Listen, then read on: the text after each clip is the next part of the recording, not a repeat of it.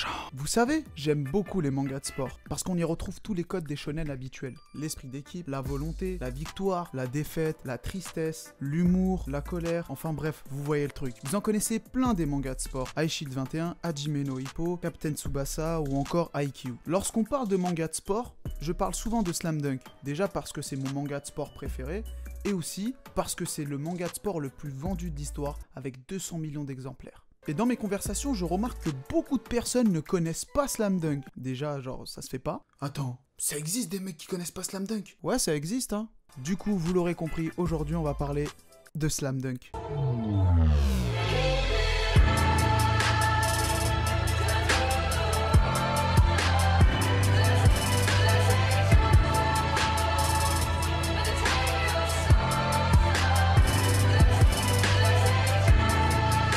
Slam Dunk raconte la magnifique histoire de Sakuragi Hanamichi, un jeune japonais. C'est un petit délinquant et... Attends.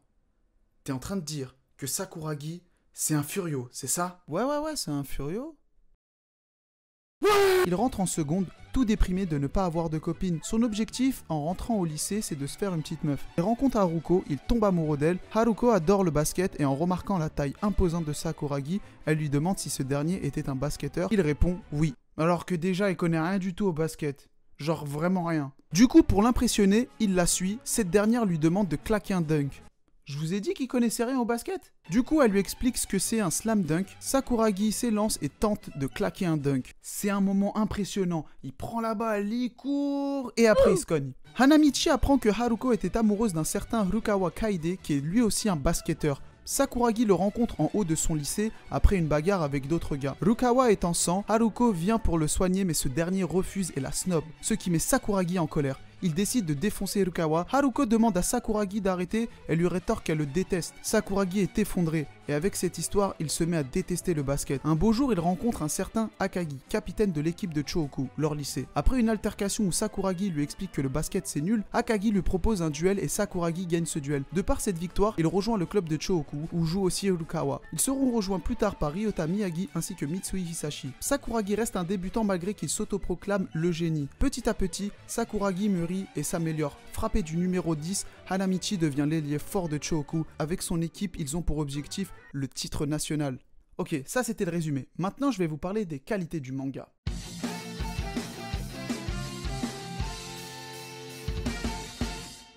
Une histoire basique mais intéressante puisque même si vous ne connaissez rien aux règles du basketball, vous allez les apprendre petit à petit au fil des chapitres.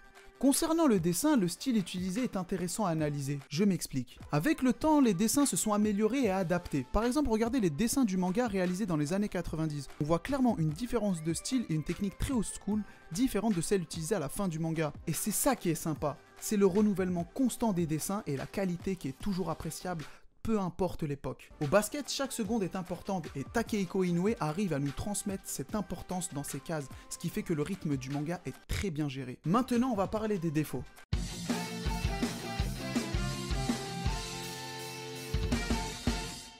Il n'y en a pas. Alors je sais, c'est subjectif, mais bon, le manga a tout pour plaire. Ce que je pourrais lui reprocher, c'est le fait que sa version animée ne couvre pas l'intégralité du manga. Maintenant, on va passer à la conclusion.